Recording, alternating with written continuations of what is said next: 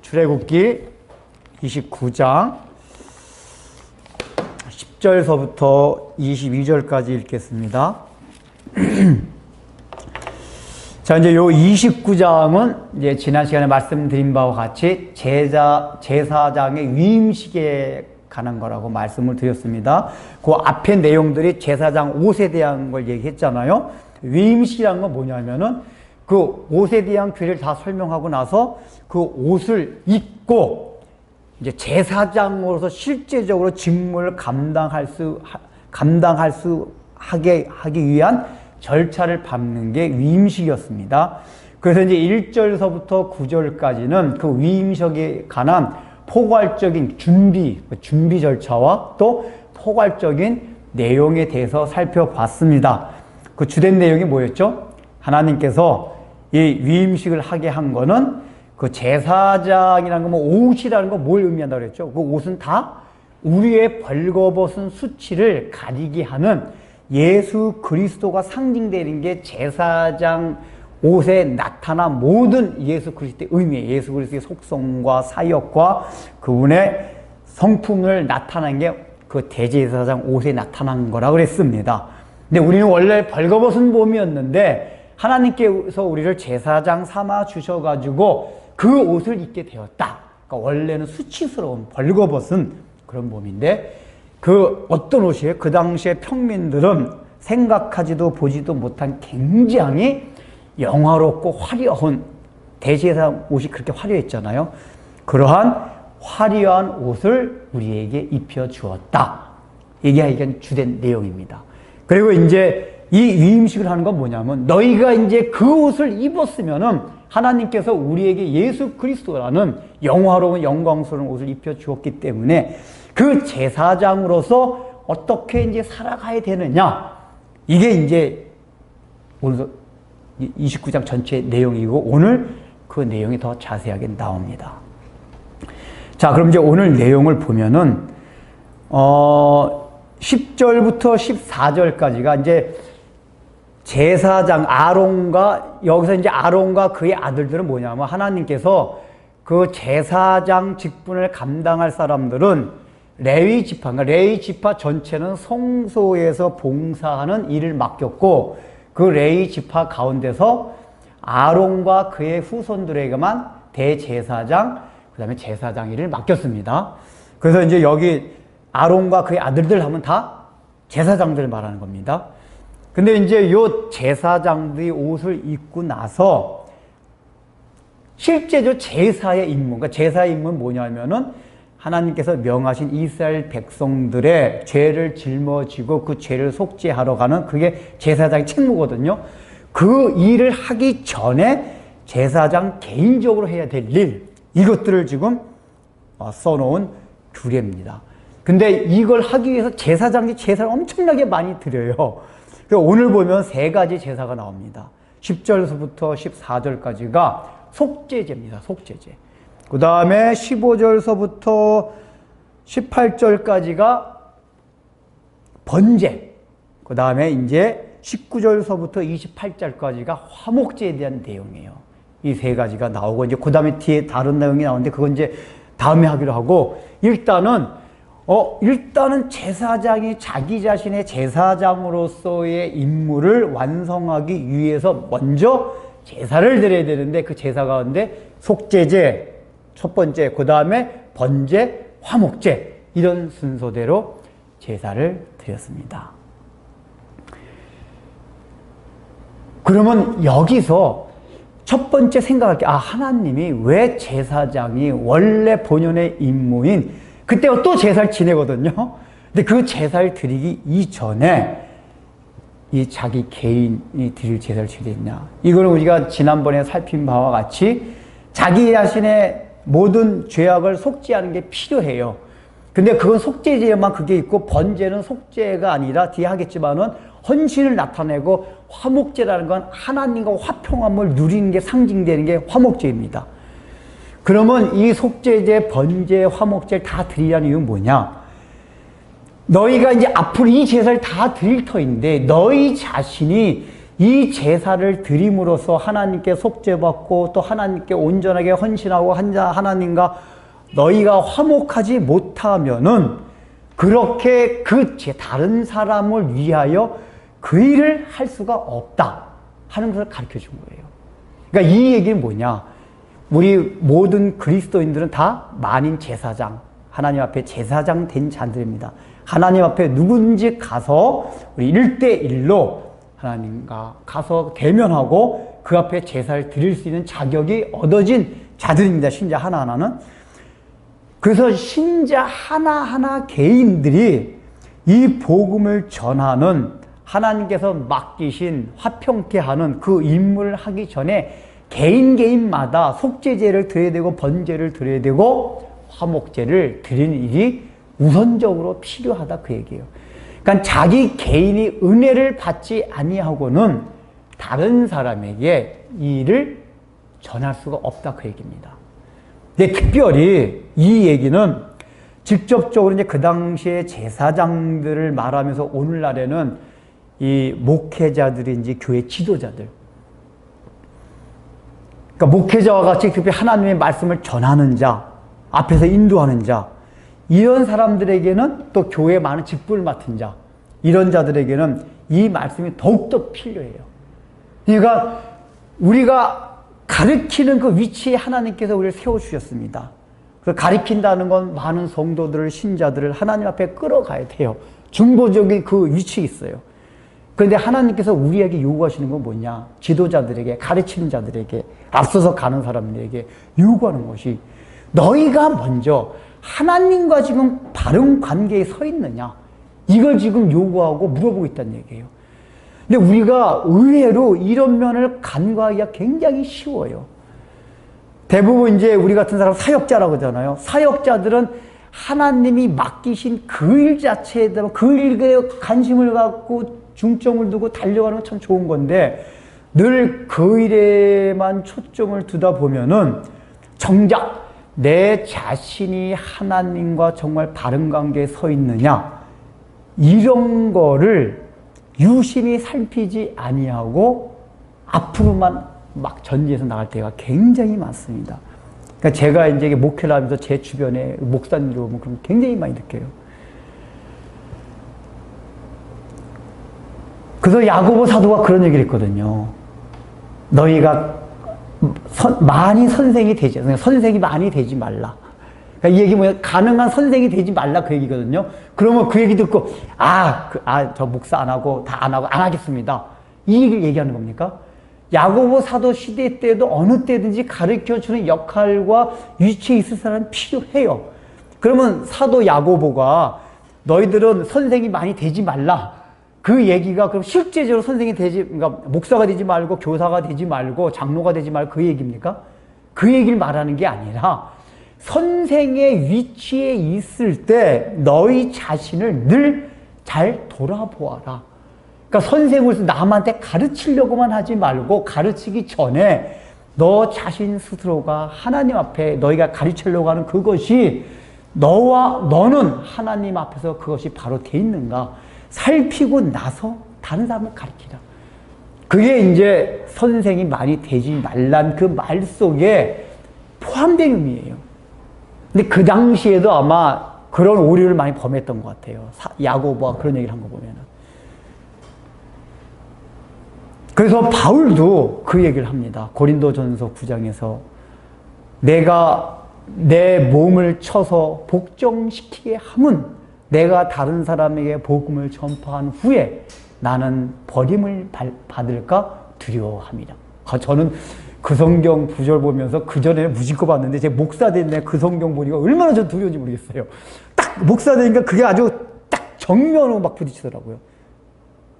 내가 다른 사람의 복음을 전한 후에 나는 버림을 받을까 두려워하노라. 그래서 바울이 늘 나는 나를 쳐서 복종시키는 일에 내 마음 기울인다. 제가 그래서 목회를 하면서 그게 좌우명이라니까요. 언젠가 되겠지만은 좌우명. 근데 제가 그런 얘기를 하고 다른 목사 이해를 잘 못해요. 이게 보통 이게 우리 사역자들은 그냥 하나님이 일을 맡기니까 사명감을 가지고 이게 오해하면 그게 나쁘다는 얘기 아니에요. 그거 해야 돼요. 근데 그거 이전에 먼저 늘 내 자신이 하나님과 이 바른 관계, 속죄제, 번제, 화목제 이걸 잘 들리고 있느냐 이걸 봐야 된다 그 얘기예요.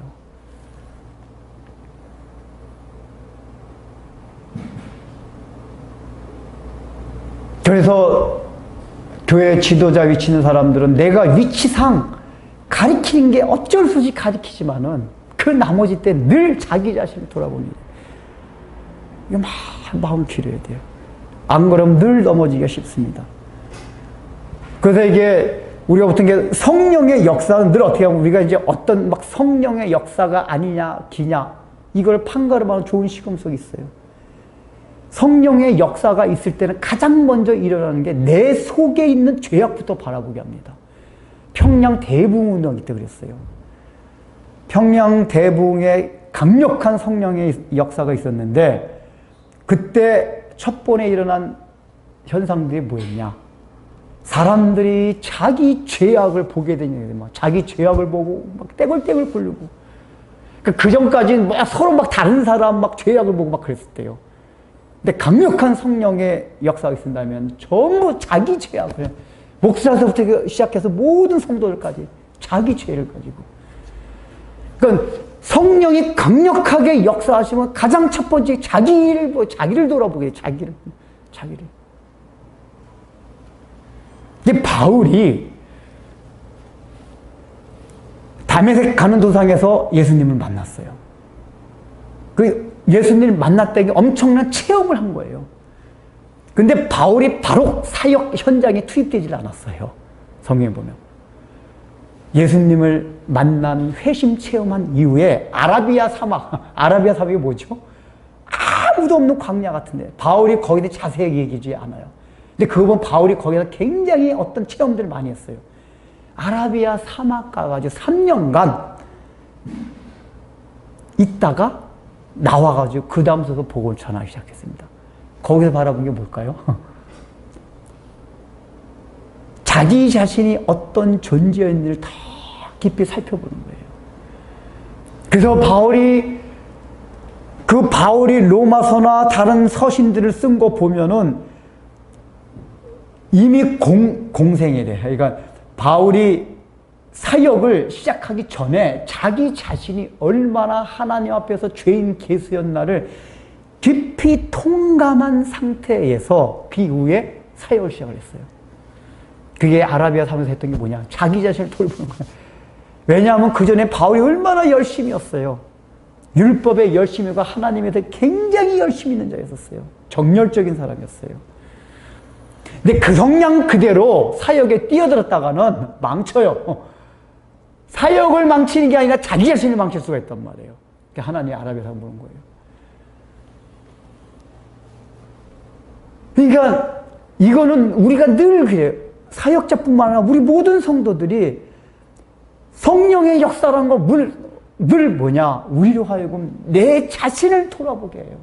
내 자신이 지금 하나님의 팔 아래 있나? 네 위치에 있기 때문에 가르치는 거와 자꾸만 남의 그게 띄어가지고 가르치는 거와 종류가 달라요. 성령께서 자꾸만 하면 내 속에 있는 것이 계속 보여가지고 다른 사람 그것까지 볼 여력이 없어요, 사실은. 왜냐면 내 속에 있는 것이 드러나니까. 성령께서 내 속을 조명해주고, 내 속에 있는 것들이. 그래서 우리가 하나님의 사역, 이거는 작은 범위는 목사서부터 시작해서 사역자로 시작해가지고 모든 성도, 포괄적으로 모든 성도가 다 사역자들입니다. 하나님의 복음을 전하는 사람들이에요. 근데 이 전하는 사람들이 늘 자기 자신을 돌보는 일, 그 내용이 뭡니까? 돌보는 게 내가 지금 하나님과 바른 관계에 서 있는가? 이거를 돌아봐야 돼요, 먼저. 이걸 먼저 하지 않으면은 다 잘못돼요.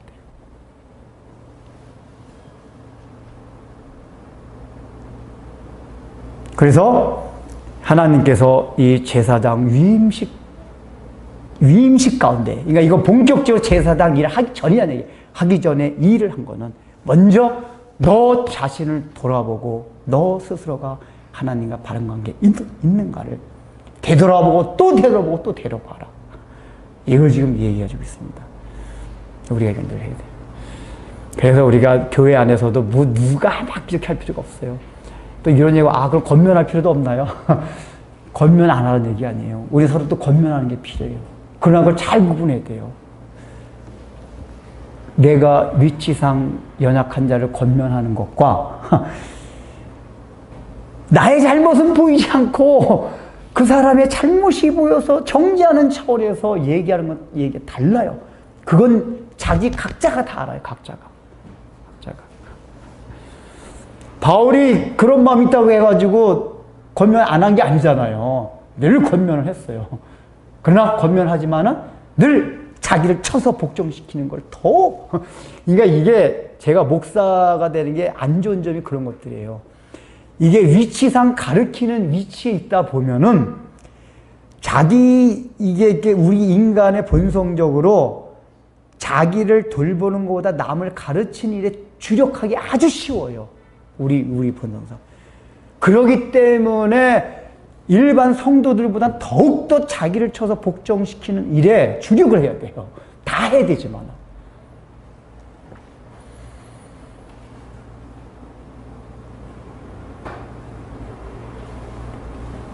그래서 어떤 때는, 저 목사가 좋은 게 아니다. 위치상, 그러니까 위치 때 가르쳐야 되거든요. 목사니까. 가르치기 너무 싫어요, 제가 어떤 때. 설교할 때만 열받아 막 하지. 네. 그러나 또 이걸 해야 되기 때문에 해야 되지만 하는 것만큼 저도 이런 걸 주의하려고 그래요. 내 자신을 돌아보는 거예요. 그래서 저는 고린도전서 9장 27절에 좌우명이 사역자의 좌우명. 너를 쳐서 복종시켜서 너 자신을 버리면 할 거야.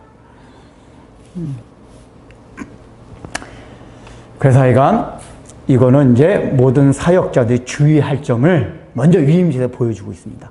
자, 그래서 가장 먼저 돌아봐야 될 내용이 뭐냐? 너가 첫 번째 속죄 제사를 잘 드리고 있나? 이걸 보라겠습니다. 속죄 제사를 뭘 말하는입니까? 속죄 제사는 우리가 잘 알고 있는 내용입니다. 자기의 죄를 다 짐승을 잡아가지고 정가시켜가지고 죄를 속하는 내용들입니다. 여기 13절 보시면은 그 내용이 내장에 덮인 기름과 간 위에 있는 거풀과 두 콩팥과 그 위에 기름을 가져다가 제단 위에 불사르고 그 다음에 수수의 고기와 가죽과 똥은 짐 밖에서 불사르라. 지금 이제 속죄제가 두 가지 양상으로 나오는데 하나는 내장이니까 이게 잡아가지고 이걸 다 이제 이 내부를 가른 다음에 내장에 덮인 기름들, 간인 특히 거풀과 주로 기름들이거든요. 기름들은 가져다가 제단 위에서 불사른다. 그리고 고기와 가죽과 똥은 진 바깥에 가서 버려라. 이거는 사실 이제 속죄제 여기 나타난 짐승을 죽이는 이 제사드린 방법은 예수님의 십자가 피 흘림에 돌아가심에 대한 의미를 설명하고 있는 것입니다. 그러니까 하나는 뭐냐면 여기 기름이라는 건 고대 사회에서 굉장히 옛날에는 이제 짐승 같은 게 이 내장에 모든 영양분이 있다고 생각하고 풍성함이 있다고 이제 생각했습니다. 그 특별히 기름하면 성경에서 기름하면 늘 풍성함. 그러니까 원래 영적으로 성령의 역사지만 일반적으로 막 기름이 흐르고 할 때는 이렇게 풍성한 걸 말하는 거거든요. 근데 이제 그 당시 사람이 이제 의학이 발달되지 않아서 하여간 기름, 내장에 있는 기름, 내장 이런 것들이 영양분의 결정체 이런 거로 많이 생각을 했답니다. 그러니까 여기서 제단 위에 불사르는 뭐냐? 가장 본질적으로 중요한 그것이 하나님께 드려지는 거. 예수님께서 십자가 위에 상에서 그 성부 하나님께서 돌아가시는 그 모습을 하나님께 드려지는 그 모습인가 동시에 14절을 보면은 고기와 가죽과 똥은 짐 밖에서 불사르라. 이건 뭐냐면은 그 일부는 재물의 일부는 버려짐을 당하는 거거든요. 이게 아사살의 양과 비슷한 의미인데 버려짐을 당한 건 뭐냐면은 예수님께서 십자가 사역, 십자가에 못 박혀서 죽으시는 이 사역 자체가 하나는 하나님께 불사로 드려지는 그 사역인가 동시에 또 하나는 버려지는 그거다 그 얘기예요.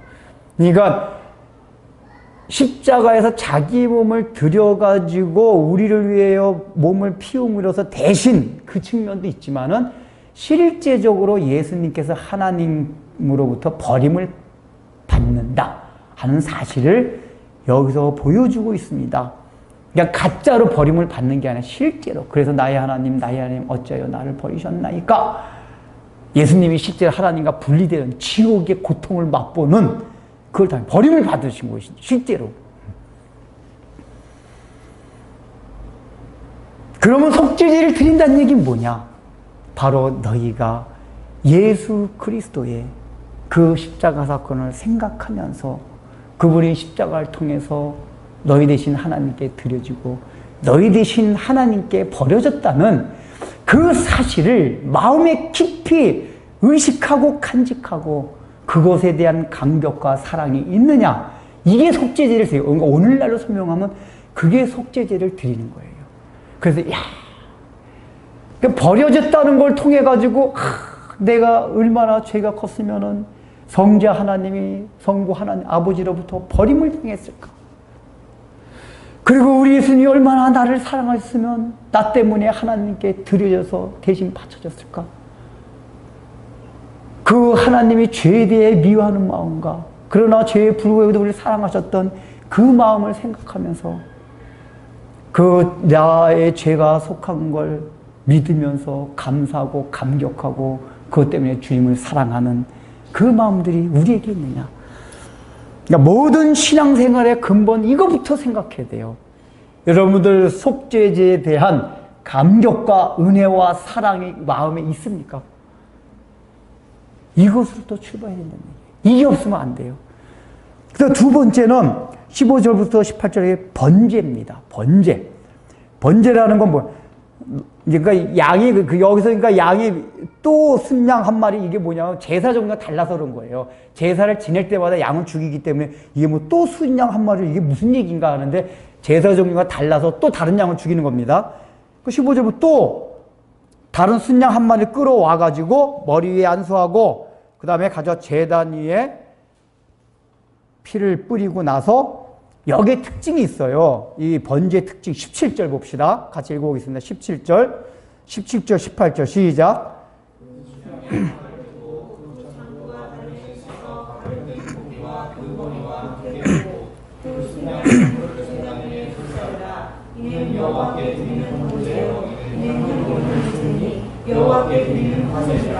예, 지금 여기 보면은 18절에, 그러니까 일단은 어떻게 하냐면 이 번제의 특징은 뭐냐면은 속죄제는 이렇게 각을 내지 않아요. 각을 내니까 쪼각쪼각 낸다는 얘기거든요. 근데 번제는 잡아가지고 다 벗긴 다음에 각을 낸다는 게 조각조각 칼로 그냥 아주 실제로 보면 굉장히 잘게 썰었다고 합니다.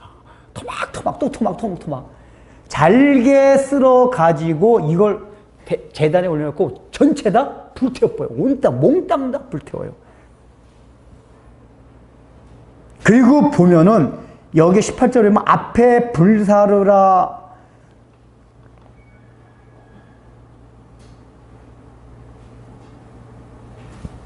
글씨가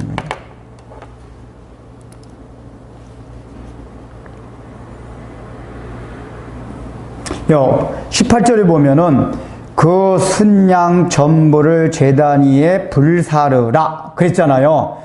그 여기서 불사르라는 거는 이제 우리말 번역은 그냥 사르다 그 얘기지만은 원래 의미는 뭐냐면은 연기가 올라가다예요. 올라가다. 이게 우리말 번역은 번자를 들여가지고 이게 꼭 타다는 느낌이 이게 꼭 태운다는 제사 의미가 이렇게 번제 의미로 많이 다가오는데 원래 이 번제의 가장 본질적인 의미는 뭐냐면 올라가는 제사, 연기가 올라간다. 연기가. 그 방법이 태우는 거예요. 마지막에 화제니라. 그러니까 제사를 드리는 방법이 화제, 태우는 거고 제사의 본질, 성격을 나타내는 건 뭐냐면 올라가는 제사, 연기가 올라가는 제사다. 그러니까 올라가는 제사는 뭐냐? 하나님께서 흠양을 하신다고 해요. 연기가 보기 좋았더라. 하나님께 흠양을 하시는 거예요. 흠양하신다는 게 뭐죠? 기뻐서 연락해서 받으신다. 그 얘기입니다. 근데 그 태울 때 어떻게 태우냐? 닭을 떠가지고 조각조각 낸다. 자, 이 얘기가 뭡니까? 여기는 재물이 다 조각나야 돼요. 재물의 특징이 조각나고 불살, 죽어지고 조각나고 불살해져야 돼요. 완전히 그것도 하나도 남김없이 온전히 다 태워져야 돼요. 이게 뭡니까? 이거는 이 번제의 특징은 반드시 속죄제를 드린 사람은 반드시 번제를 드려야 되는 거야. 속죄제 드린 건 뭐죠? 예수 그리스도의 십자가의 피를 믿고 그것으로 인하여 구원의 감격과 주님을 사랑하는 마음이 있는 사람들이 나가야 될 건 뭐냐? 번제를 드리라. 그 번제가 뭐냐? 이제 너희 자신이 제물이 되어서 죽어지고 조각조각 산산이 부서지고 그걸 통해서 하나님 앞에 싹 태워져서 온전히 드려지는 거예요. 이게 뭐죠? 온전한 헌신을 말해요. 그러니까 예수 그리스도의 속죄에 대한 감격이 있는 사람은 반드시 온전한 헌신이 있게 돼요. 그러니까 온전한 헌신이 있지 아니하는 사람은 앞에 속죄제를 제대로 못 드린 거예요. 원리상 예수님의 속죄의 공로에 대한 감격과 사랑이 있는 사람은 반드시 헌신을 하게 돼 있어요. 헌신, 어떤 헌신이요? 온전한 헌신. 사도 바울도 그렇게 했잖아요. 로마서 12장 1절에. 그러므로 너희의 몸을 하나님 앞에 거룩한 산 제사로 드리라. 그러므로가 뭐죠? 11장까지 내용이 다 그러므로예요. 11장까지, 1장서부터 11장까지 내용이 뭐냐면은 구원에 관한 원리들을 쫙 설명해 줬어요. 너희가 이렇게 해서 구원을 받았다. 그게 그러므로라는 건 뭐 이렇게 구원을 받았으므로 첫 번째 하는 12장 1절에 하는 얘기가 뭐예요? 구원을 받았으므로 그러므로 이제부터는 너희의 몸을 하나님 앞에 거룩한 산제사로 살아있는 제물이야. 살아있는 제물로 너희를 드리라고 얘기해요. 거기에서 말하는 제사가 번제예요. 완전히 불태워서. 그러니까 우리가 우리 자신을 돌아봐야 될 두 번째가 뭐냐? 구원의 감격과 더불어 두 번째, 내가 하나님 앞에 온전한 헌신을 하고 있느냐. 헌신은 뭐죠? 온전한 희생이에요. 물론 이거는 표면적으로는, 외향적으로는 뭐 교회 열심히 헌신하고 봉사하고 이런 측면이 있어요. 그것도 들어갑니다. 그러니까 실제 헌신하는 사람은 그런 헌사도 해요. 근데 중요한 거는 우리가 온전한 헌신을 하기 위해서 그게 잘 안 되잖아요. 그렇잖아요. 왜 안 됩니까? 내 자신이 죽어지지 아니하고 내 자신이 산산이 부서지지 아니하고 내 자신을 태우지 않았기 때문에. 그러니까 온전한 헌신이라는 건 본질적으로 뭐냐? 외향적으로 나타난 봉사 이런 측면이 있지만은 그거 어느 정도까지는 할 수가 있어요. 내 자신을 죽이고 산산이 부수지 않아도. 그러나 온전히 완전히 불태워서 하나님 앞에 영계에 올라가게 하려면은 내 자신이 죽어지고 산산이 부서져야만 그게 가능해집니다. 가능해져요. 우리의 모습에 그런 게 있습니까? 온전한 헌신. 그래서 나를 쳐서 복종시켜 나를 죽이고 불이 나고 끊임없이 이게 필요한 거예요. 온전한 헌신이 되기 위해서. 그래서 내가 예수를 믿는 사람으로서 그런 헌신이 있는가 계속 돌아봐야 돼요. 그러니까 이게 참, 이게 헌신을 물론 목회자가 강조하고 그런 것도 강조하는 걸 그걸 몰랐을 때 교회 내에서 이런 게 필요하다 저런 게 필요하다 하는 어떤 걸 해야 될지 모를 때는 이게 하는 거지만은 원래 원리적으로 보면은 구원의 감격이 있으면 그냥 자연적으로 뭔가 하나님을 위해서 하고 싶다니까요. 여러분 그런 마음 없으세요? 뭘 할지 모를 때 목사가 이런 일을 해야 된다 저런 일을 해야 된다 가르쳐 주는 건지 그냥 자연 발생적으로 구원의 감격이 있는 사람은 야 내가 구원을 받았으니 야, 이렇게 주님의 사랑을 받았으니 어떻게 보답할꼬 그래서 주를 위해 무엇을 해야 돼? 뭔가 막 하고 싶어져요. 주님을 위해서. 그런 마음이 없다면 우리가 받은 속죄제를 점검해보세요. 속죄 다시 돌아가야 돼요. 속죄제를. 근데 그런 마음이 있는데 뭘 해야 되지 모를 때 목사님한테 물어보세요. 뭘 해야 될지 모르면 그때 목사님 이런 일이야 저런 일이야. 근데 그거에 대해서 근본적으로 내 자신을 쳐서 복종시키는 그게 필요해요. 산산이 부서요. 자아를 산산이 부숴야 돼요. 이게 이제 번제의 특징입니다. 그러니까 속죄제 다음에 드릴 제사, 우리가 되돌아봐야 될 부분이 바로 예수님의 십자가의 공로의 헌신, 그걸 돌아봐야 된다 그 얘기예요. 내가 하나님 앞에 온전한 헌신을 드리고 있느냐. 그 다음에 세 번째 제사가 뭐라고 그랬죠? 화목제예요. 화목제. 화목제의 특징은 뭐냐? 이거는 유일하게 제사 중에서 제사 드린 걸 먹습니다. 그 다음에 제사 드린 고기의 일부를 제사장들이 가져가요. 제사장들이 가져가요. 그러니까 화목제는 뭐냐면은 속죄를 받고, 그러니까 속죄제를 드리고 번제를 드린 다음에 그 제사장들이 필요한 모든 잔치 같은 제사가 화목제예요. 그렇게 헌신한 사람들이 오는 영광이 뭐냐, 특징이 뭐냐, 하나님과 화목된다 그 얘기예요. 하나님과. 그래서 하나님과 화목되는 상징적인 의미로서 거기서 잔치를 하는 거예요. 고기를 잡아가지고 먹어요. 그리고 제사장들한테 그 분깃을, 좋은 부위들을 띄워가지고 집에 가지고 먹어라 줘요. 이게 뭐죠? 이게 구원받고 이게 헌신하는 사람들한테 하나님이 너의 일생 삶을 책임져 주겠다. 일용할 양식 공급해 주겠다. 그리고 너의 인생을 잔치집까지 만들어 주겠다. 이걸 약속하는 게 화목제란 말이에요. 그러니까 결국은 속죄제, 번제의 과정이 없으면 진정한 화목제의 이 제사의 기쁨과 잔치와 같은 즐거움이 없어요. 하나님과의 관계에서 누리는, 원래 하나님과의 관계가 화목되면 잔치집 같은 거란 말이에요.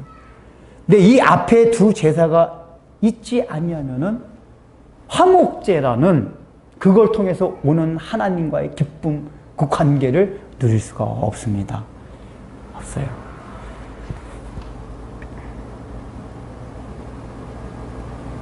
그런데 화목제 내용이 19절부터 28절까지거든요. 속죄제나 번제에 비해서 내용이 굉장히 많이 할애해서 설명하고 있습니다. 항상 성경에서 할애가 많은 거는 굉장히 중요할 때 할애를 많이 합니다. 우리가 볼 때 속죄제가 제일 중요한 거 아닌가요? 이렇게 볼 수가 있을 것 같아요. 그렇잖아요. 그죠? 일단 예수님 속죄구나 제일 중요할 것 같은데 성경이 화목제를 가장 많이 할애해서 설명하고 있습니다. 왜 그럴까요? 구원의 궁극적인 목표 지점이 화목제에 있기 때문에 그래요. 화목제. 그러니까 하나님은 그게 더 중요해요. 구원의 궁극적인 목표 지점을 더 중요시 한다는 얘기예요. 이걸 잊기 위해서 속죄제가 필요한 거란 말이에요. 예수님의 속죄 공로가 필요하단 말이에요. 그리고 화목제의 중요성을 우리가 생각해야 돼요. 그러니까 하나님이 우리를 예수님 십자가 피공로를 구원시키신 건 뭐냐? 제 가운데서 빠져나오는 것뿐만 아니라 그 하나님과의 관계를 누리는 것, 그 관계를 누린다는 게 뭐죠? 잔치집 같은 기쁨과 즐거움을 누리게 하기 위해서 우리를 구원해 주셨다고 해요. 얼마나 좋아요. 구원의 목적이 그거예요. 모든 것을 다 공급해 주신다고 해요. 그러니까 이 구원의 의미를 우리가 생각한다면은 우리의 인생을 바라보는 각도가 달라져요. 맨날 요 앞에만 있다 보니까 맨날 내 삶이 이래. 근데 화목제의 기쁨과 즐거움과 의미를 알게 되면, 야, 하나님이 나를 이렇게 화목제의 즐거움을 누리기 위해서 구원해 주셨는데, 이걸 생각하면은 우리의 삶을 바라보는 관점이 달라져요. 그게 그만큼 중요하다. 그런데 그 중요한데 이 화목제를 드릴 때 굉장히 특이한 내용들이 여러 개 나오고 있습니다. 자, 그 좀, 자, 20절 한번 보세요. 생략 20절 한번 읽어보겠습니다. 시작.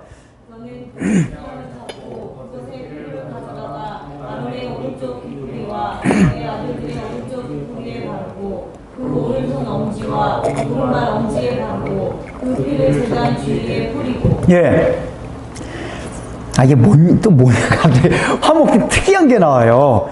이제 순양을 또 한 마리 잡았어요. 그죠? 아까 속죄 드릴 때 잡고, 번제 드릴 때 잡고, 이제 또 화목제 드릴 때 이렇게 딱 잡았는데, 이거는 뭐냐면은, 안수하고 나서 일단은 잡기 전에 순양을 이제 잡고서 그것에 피를 가져다가 이렇게 잡아가지고 피가 나올 거 아니에요. 잡으면 뭐 확 따면 피가 나온단 말이에요. 그 피를 가져다가 아론의 오른쪽 깃뿌리. 그 다음에 또 오른쪽 엄지. 오른쪽 깃뿌리 여기구나. 오른쪽 깃뿌리. 오른쪽 엄지. 오른발 엄지. 여기에다가 피를 바르라고 나왔어요. 왜 이렇게 했을까요? 왜? 그러니까 화목제에 본격적이 들어가기 전에 필요한 게 있어요. 필요한 게 뭐냐? 여기 피를 바르라는 거는 예수 그리스도의 피로 거룩하게 하라는 얘기인데, 특별히 왜 이 부분에다 그걸 하겠냐? 여기서 일단 오른쪽이라는 방향을 모르겠고, 성경에서 우리가 많이 해서 오른쪽이 뭘 만나고 그랬죠? 항상 하나님의 권세와 견고함. 그러니까 이건 고대 사회에서, 성경뿐만 아니라 고대 사회에서 일반 사람들이 생각했던 그 방식들을 성경을 기록할 때 차용한 건데, 오른 하면은 그런 의미가 있어요. 견고함, 권세. 그러니까 뭐냐면 오른쪽이라는 거는 굉장히 중요하고 무너지지 않는 견고한 그 부분을 말하는 겁니다. 어떤 대표성을 상징할 때도 오른쪽을 말해요.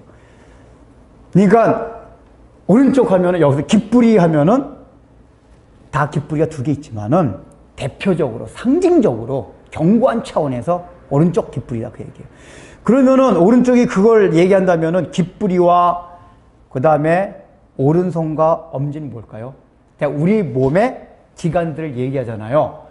근데 이 기관들이 뭐냐면은 우리의 삶의 방향에 있어서 그 방향을 나타내는 지표들이에요. 그러니까 귀라는 거는 성경에서 여러분, 시각이 중요합니까? 우리 공부할 때 시각이 중요합니까? 청각이 중요합니까? 시각이 더 중요하잖아요. 근데 이제 구약 시대 때는 항상 청각을 더 중요했어요. 그래서 들으라.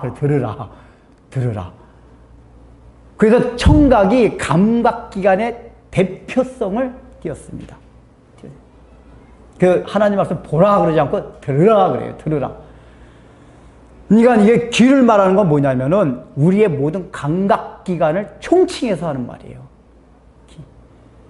그러면 이 얘기는 뭐냐면은, 모든 감각기관에 그 피를 발라라. 예수 그리스도의 피를 발라서 구별시켜라. 그 얘기입니다. 그 다음에 엄지, 손가락이죠. 손가락은 뭐죠? 하는 행동을 말해요. 행동의 상징성. 발은 뭐죠? 사람이 옮겨다니는 이동성.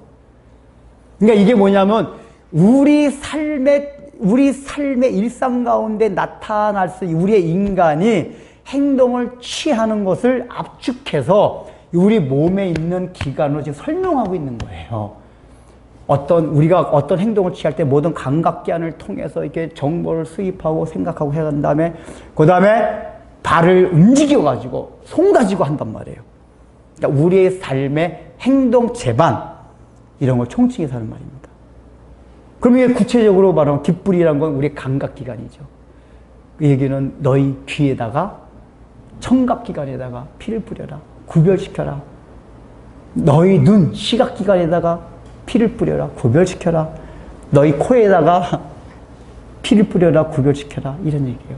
이 얘기가 뭐죠?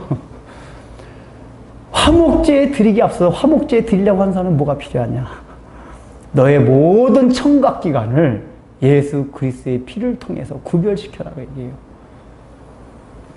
듣지 말아야 될 걸 듣지 말고, 보지 말아야 될 거 보지 마라. 그 얘기예요. 근데 온 거 안 볼 거 볼 거 다 보고, 안 들을 거 듣고 다 듣고, 냄새 맡을 거 맡을 거 다 맡고, 또 손 할 거 안 할 거 다 하고, 갈 때 안 갈 때 다 가고, 이러면 절대로 화목제 제살, 이게 뭐죠? 하나님과 화목하는 단계를 들어갈 수 없다. 그 얘기예요.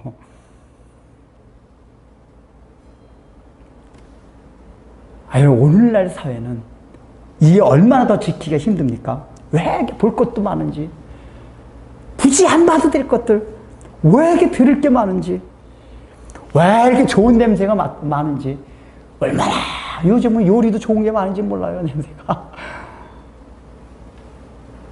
미각도 그냥 얼마나 좋은 게 많은지. 오감을 우리의 오감을 하나님 예수 그리스도의 피로 거룩하게 해야 돼요. 오감을 가지고 우리의 정력을 위해서 사용할 때 안 사용할 때 다 안 하면 안 된단 말이에요. 그리고 갈 때 안 갈 때 얼마나 많이 갑니까? 꼭 가지 않아도 되는 거예요. 왜 이렇게 우리가 신앙생활에 있어서 하나님과의 화평을 누리지 못하고 기쁨이 없습니까? 왜 이렇게 갈 데가 많은지 몰라요. 그리고 뭐 이렇게 할 게 많은지 모르겠어요. 거룩 피를 발라서 거룩하게 하라는 얘기는 우리가 어떤 행동을 취하고 발걸음을 옮기고 감각기관을 동원될 때는 이것이 내가 꼭 해야만 되는 것인가? 그걸 잘 생각하고 하라 그 얘기예요. 이런 면에 있어서 우리가 오늘 현대인들이 얼마나 약한지 몰라요. 이걸 돌아봐야 돼요. 돌아봐야 돼요. 우리가 제사장에 따라 설명하기 위해서는. 그리고 이제 21절 보면은 제단 위에 피와 관유를 가져다가 아론과 그의 옷과 그의 아들들과 그의 아들들의 옷에 뿌리라. 이게 또 특이해요. 지금 원래 제사장 옷은 굉장히 화려하고 좋잖아요. 근데 여기다가 피를 뿌리래요. 관유와 피를 뿌리래요.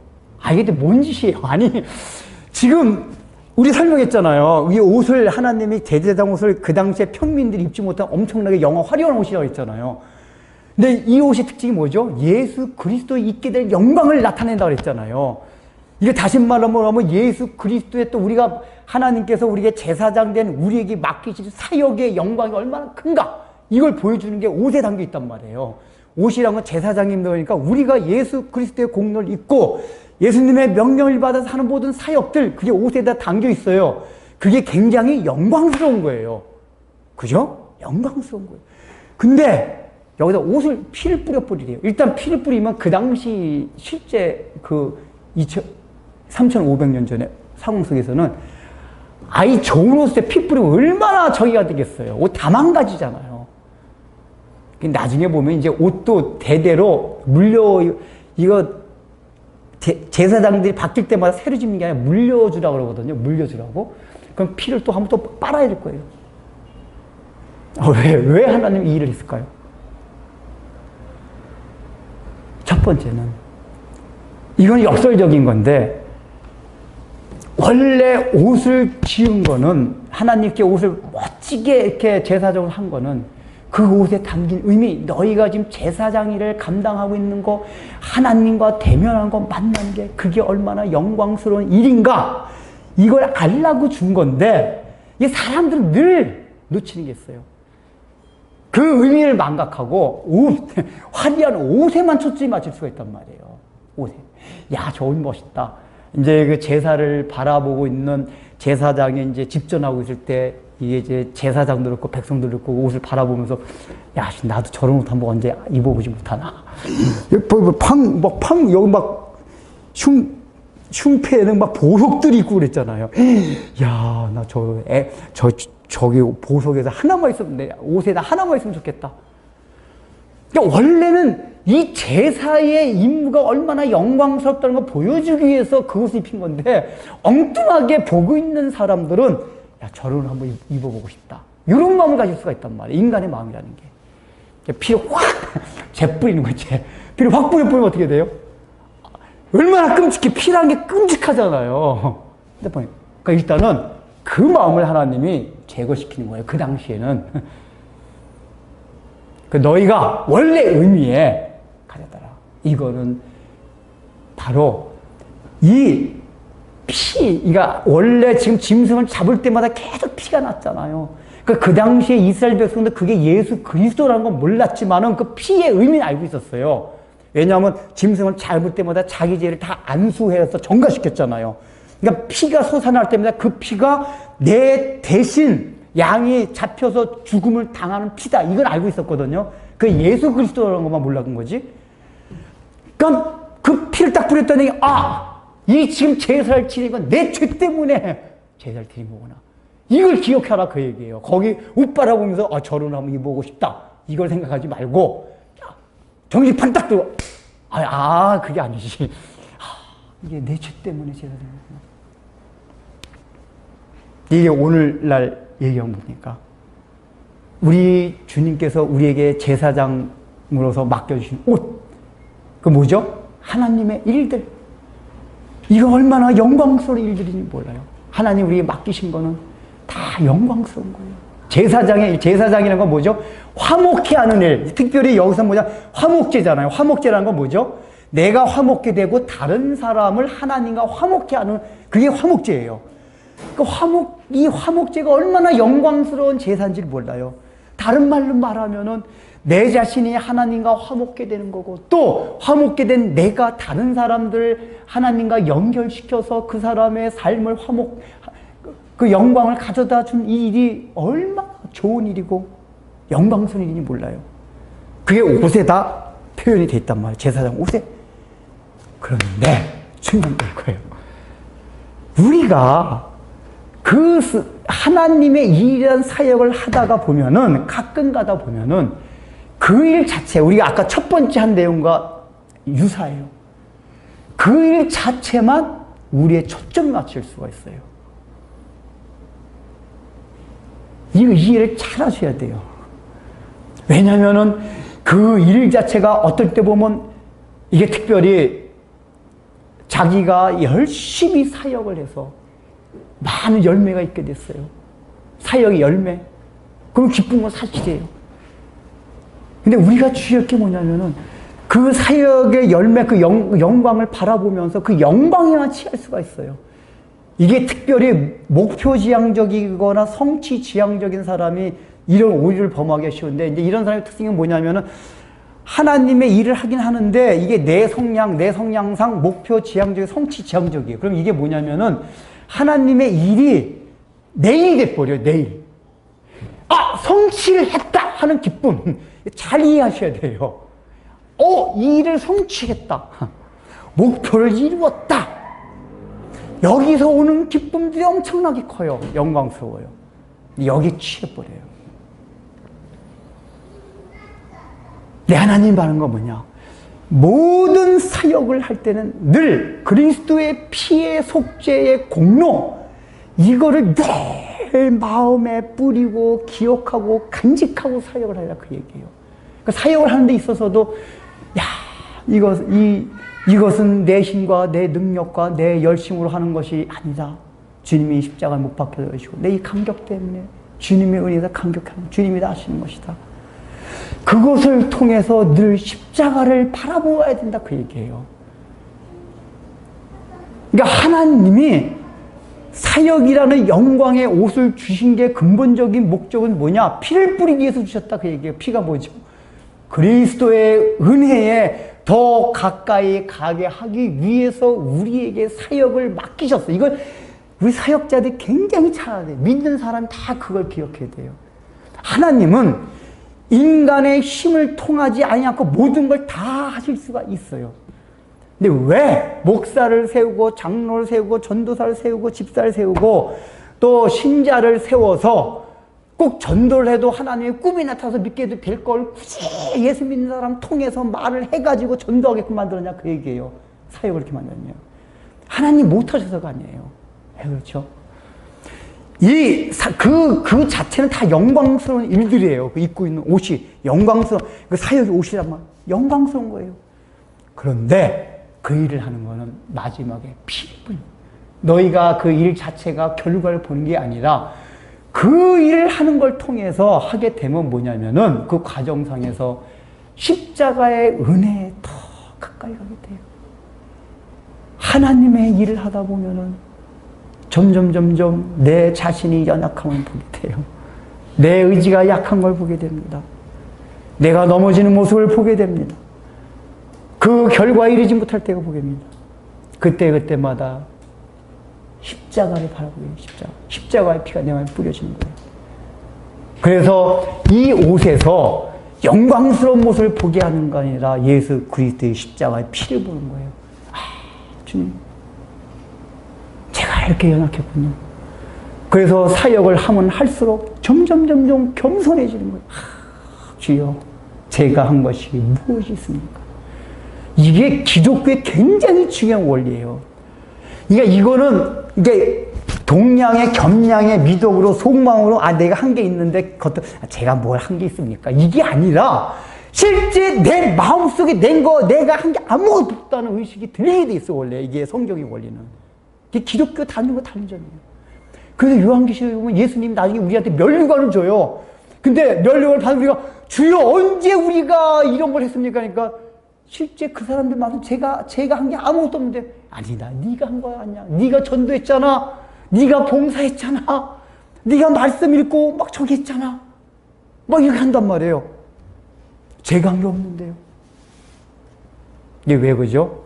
십자가의 피가 적셔지면 이 마음으로 할 때 사역을 하면서도 내 자신이 드러나지 않게 돼요.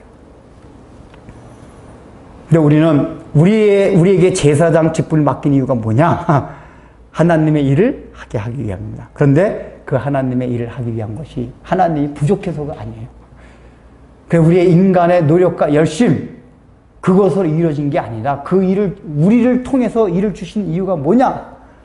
우리로 하여금 그걸 통해 더욱더 십자가 앞으로 가까이 가게 하기 위해서. 이걸 명심해야 돼요. 저도 그 사실을 다 기억해요.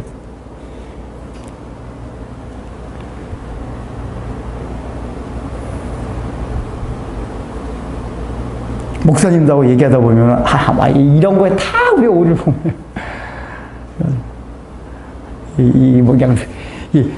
어떤 사역의 결과, 열매, 막 이런 거 가지고 막 굉장히 치기가 쉬워요. 그러다 보면은 그 열매가 없을 때에는 하나님의 능력이 없다고 생각하고, 성령의 역사가 없다고 생각하고, 이렇게 생각하단 말이에요. 전혀 그렇지가 않아요.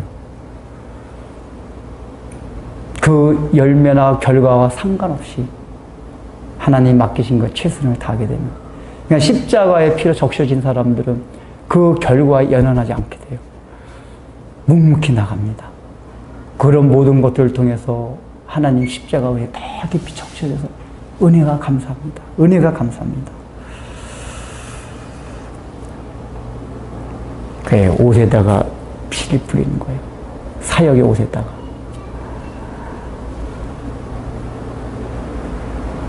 이제 그저께도 우리 목사님들 초상나서 만나가지고 막 밤늦게까지 얘기했는데, 얘기하다 보면 탁한 거예요. 교회 얼마큼 교인이 얼마큼 늘어났습니까? 새벽기도 몇 명 나옵니까? 몇 명 나옵니까? 우리 뵙고 나쁜 건 아닌데, 우리가 이제 관심사가 자꾸 그래요.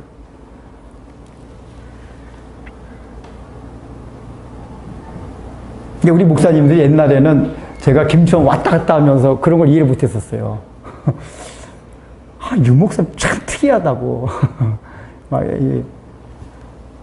근데 저는 아까 말했듯이 이게 하나님이 그 전에 그걸 깨닫게 해줘가지고, 그 정우철 목사님이 몇 가지가 있어요. 아까 말한 이 첫 번째 속죄제 의미에서도 그렇고, 이것도 그렇고, 요한복음에 나오는 하나님의 일은 나를 믿고 나와 함께 관계를 누리는 것이다. 제가 이제 그 전에 그걸 깨닫고 나서, 사역이라는 게 뭐하다. 그러니까 농땡이 부리기 한 건 전혀 관계가 달라요. 내가 어떤 걸 막 한다고 해서 이루어지는 게 아니라, 하나님이 주신 거기서 최선을 다하는 거고, 거기 가운데서 하나님과 관계를 누리는 게 사역이란 말이에요. 근데 우리 목사님이 그런 걸 이상하게 못해요.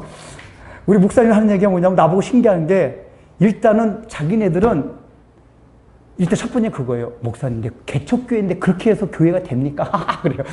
그렇게 하면 1년간이면 교회가 싹 망한대요. 그렇게 김천에서 왔다 갔다 하면 다 망한대요. 근데 여태까지 온 거 보고, 신기하대요. 나보고 능력이 뛰어나대나? 그게 능력이 뛰어난 겁니까? 제가 늘 말씀드린 하나님이 이끌어와서 한 거잖아요. 여태까지 저는 개척 안 하려고 그랬고, 계속 삐질삐질 안 하려고 하는 끌어와서 한 거고. 두 번째 뭐냐면은, 교회가 된다 해도, 자기네들은 마음이 간직이 그렇게 도저히 못한대요. 정우철 목사님들, 유목사. 그렇게 마음이 근데 막 저기 하질 않아. 마음이 엄청 편안합니다. 이해가 안 돼요. 옛날에 정우철 목사님. 우리 노예 목사님 다 그랬거든요. 아니, 그러면 자기 마음이 불안하대. 아우, 내가 하나님 앞에 지금 사역을 이렇게 내가 농땡이 치고, 저는 전혀 농땡이 안 쳤거든요. 하나님. 관계를 누린 관계를. 십자가의 피 공로를.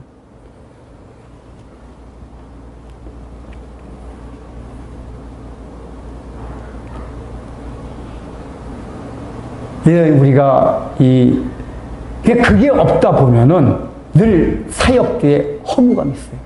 어떡하지? 우리 목사님 얘기해보면 그래요. 교회를 일구고 사역적으로 영광스러운 걸 했는데 나중에 보면 허탈하다는 얘기를 종종 들어요. 그게 왜 그렇죠?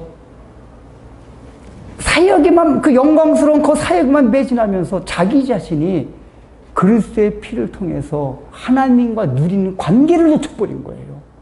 이게 굉장히 중요한 문제예요. 사역만 열심히 하고 나서 자기 자신은 하나님과 관계를 놓쳐버려요.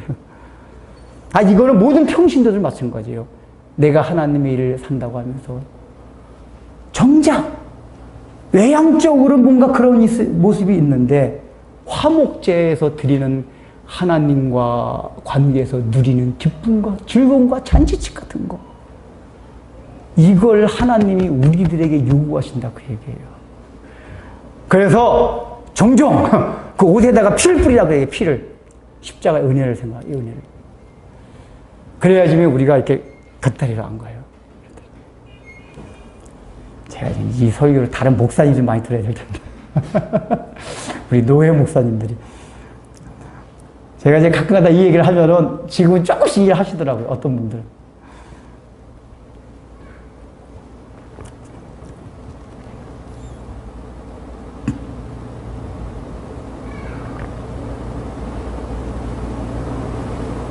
그래서 우리가 열심히 하나님 앞에 사역을 하는데 뭔가 허탈감이 왔다. 그러면 피를 안 뿌린 겁니다. 그러니까 화목제가 안 됐다는 얘기예요. 화목제가 안 됐다. 화목제가 안 됐다. 그래서 처음부터 끝까지 뭐냐? 이제 그래서 그리고 난 다음에 이제 그 읽었으니까 다음 시간에 해야겠네. 시간. 다음 시간에 해야겠네. 하여간 어쨌든 화목제 본질은 나중에 고기를 먹고 잔치하는 겁니다. 태우고 그런 게 아니라. 태우는 게 아니라. 이게 속죄제, 번제, 마지막에 오는 단계예요. 제사의 단계. 야, 하나님과 누린 기쁨, 고기를 먹고 잔치. 그래서 그걸 위해서 아까 처음에 속죄를 세웠고 마지막에도 예수 그리스도의 피를 통해서 우리 마음에. 이 얘기는 다 뭐죠? 우리가 어떤 것을 하든지 늘 십자가의 피공로로 인한 감격이 우리 마음에서 사라지면 안 된다. 모든 거의 근원과 동기는 주님의 은혜에 감격해서 주님 감사합니다. 감사합니다. 감사합니다. 이 은혜의 십자가의 은혜에 몰입하게 될 때에 외향적으로 나타나는 영광과 결과 이런 거에 연연하지 않게 되고 하나님과 누리는 관계 속에서 기쁨과 즐거움을 갖게 됩니다. 기도하겠습니다. 하나님 아버지, 오늘도 좀 긴 시간을 통해서 제사장들, 우리 예수 믿는 사람들이 되돌아봐야 될 그 모든 것을 살펴봤습니다.